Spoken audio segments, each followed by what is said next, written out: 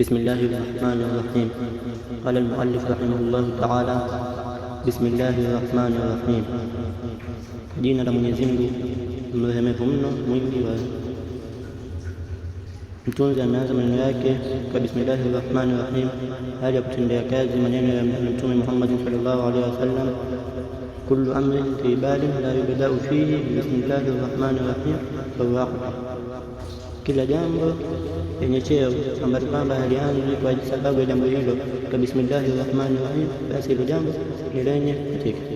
Hii hadithi iko katika Sunan Ibn Majah katika kitabu Nikah. Alhamdulillah, kila jinsi ya sifa njema zake Mwenyezi Mungu. Alhamdu fi lugha ni athanau bilisani ala aljamil alistiyari ala jihati altabjil wa ta'til, ni kusifu kwa ulimi juu ya uzuri wa khiyari kwa njia ya kutukuza.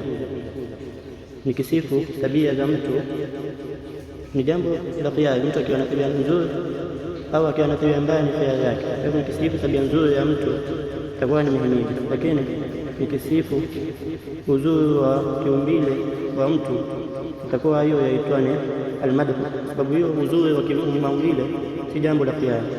Wa fi istilah, katika istilah ya wanazuoni, alhamdu ni fi'lun yunbi'u an ta'dhim al-mun'im min haythu kawnihi mun'iman 'ala al-hamid wa ghayrihi, ni kitendo ambacho kwamba litolea habari juu ya kumtukuza mwenye kuneemesha kwa namna ambayo kwamba atakuwa wewe mwenye kuneemesha ni mwenye kuneemesha juu ya ambayo kwamba yamhimidi au mwingine.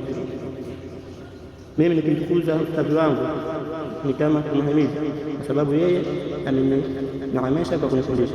Hivyo Rabbil alamin, mlezi wa viumbe vyote. Alalamin kullu ma si Allah, kila kisichokuwa Mwenyezi Mungu ni alalamin. Hamdan yuafi ni'amahu wa yukafiu mazida, na mhimidi kumhimidi utekelezana na neema zake na utoshelezana na ziada za neema zake. Maana yake kwamba yatajiwa iwe hiyo himdi ni kulipa neema za Mwenyezi Mungu zenye kutoka kwake na zenye kulipa neema za mbeleni. Wa sallallahu ala sayyidina Muhammad, na rehema za Mwenyezi Mungu juu ya bwana wetu Muhammad.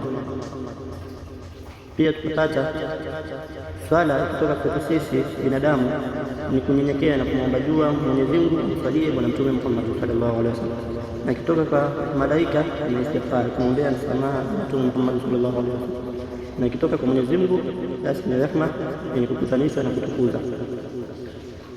Wa ala alihi, na juu ya ali zake. Al-alu ali humul mu'minuna min bani Hashim wal Muttalib, ni waumini kutokana na bani Hashim na bani Muttalib. Wa sahbihi, na masahaba zake. Masahaba ni ambayo kama amekutana na Mtume sallallahu alaihi wasallam baada ya kutumilizwa na akamwamini, wasallam na amani.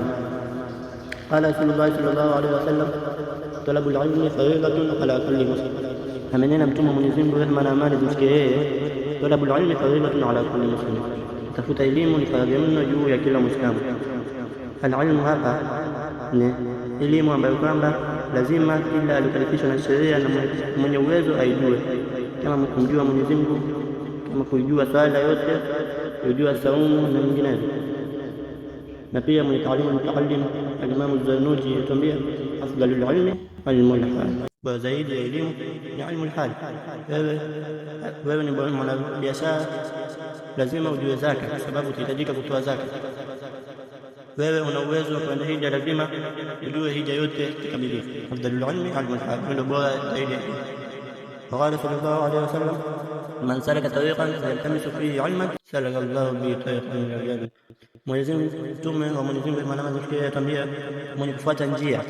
Tariqan hapa inaweza kuwa tariqan ya kihisia kama njia yenyewe, ama ya kimaanawi, ya kimaana. Ya kihisia ni vipi? Mathalan, wewe umetoka nyumbani unashika njia hii kwenda madrasa, lengo lako ni kutafuta elimu, hiyo ni tariqa ya kihisia, hii ni njia. Na kimaana ni vipi?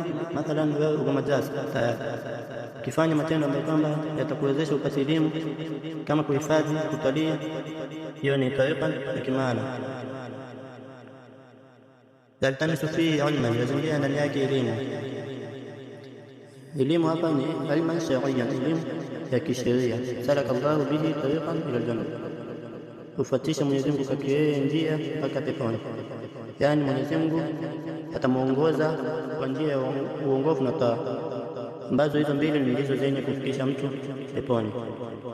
Inshallah kesho tutaendelea baada hadi masail mukhtasaratun min ba'd kutubi hujjat al-Islam al-Ghazali.